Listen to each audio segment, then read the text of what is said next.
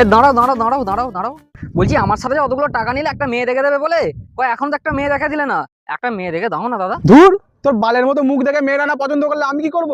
টাকাটাই কি সব?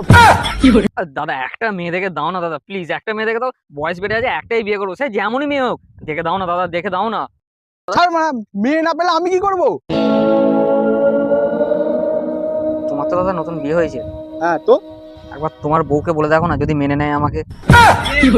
একটু চাপের মধ্যে আছি তাই, নালে কেলিয়ে তোর গাঁটটা ভেঙে দিতাম। যা বেরো।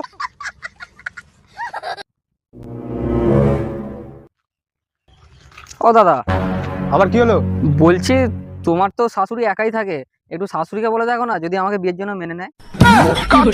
मतलब वो अलग ही लेवल का बंदा था।